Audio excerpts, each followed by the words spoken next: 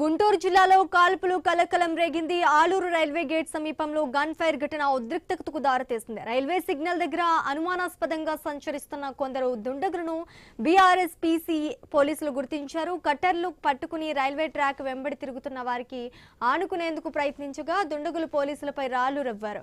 దీంతో అప్రమత్తమైన జీఆర్పీఎఫ్ పోలీసులు సుమారు 10 రౌండ్లు కాల్పులు జరిపారు. అయితే కాల్పుల అనంతరం దుండగులు అక్కడి నుంచి పరారైనట్లు తెలుస్తోంది.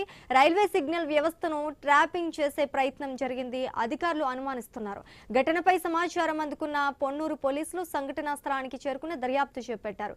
ఇదే రూట్లో నెల రోజుల క్రితం రైలును ఆపి దోపిడీ చేస్తున్న ఘటన చోటు చేసుకోవడంతో వారం రోజుల క్రితమే జీఆర్పీఎఫ్ పోలీసులు అప్రమత్తంగా ఉండాలని హెచ్చరికలు జారీ చేశారు.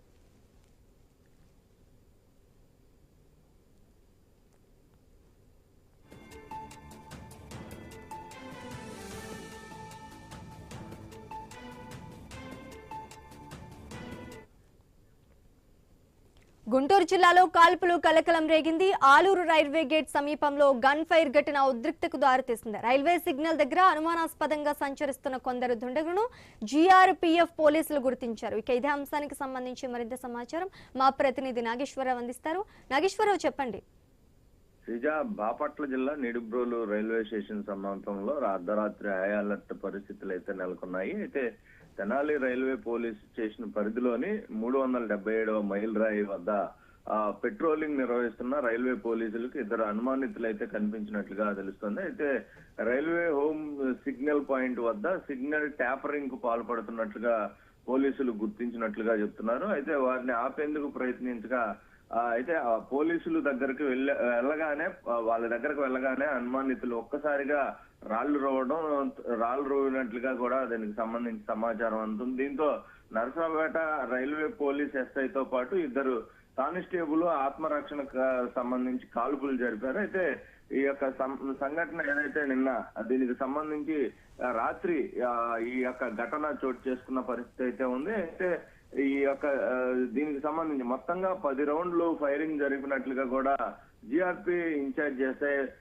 ఎల్ల సరస్వతి అయితే దీనికి సంబంధించి వెల్లడించిన పరిస్థితి అయితే ఉంది. అందులో 4 పిస్టల్ రౌండ్లు అయితే 6 303 రౌండ్లు ఉన్నాయని కూడా పేర్కొన్న పరిస్థితి అయితే ఉంది. అయితే దీనికి సంబంధించి ఏదైతే కాల్పుల మధ్య చీకటిని ఆసరాగా తీసుకుని అనుమానితులు ఆ సమీపంలోని ఉన్న పొలాల వైపు పారిపోయినట్లుగా వారు చెప్తున్న పరిస్థితి అయితే ఉంది.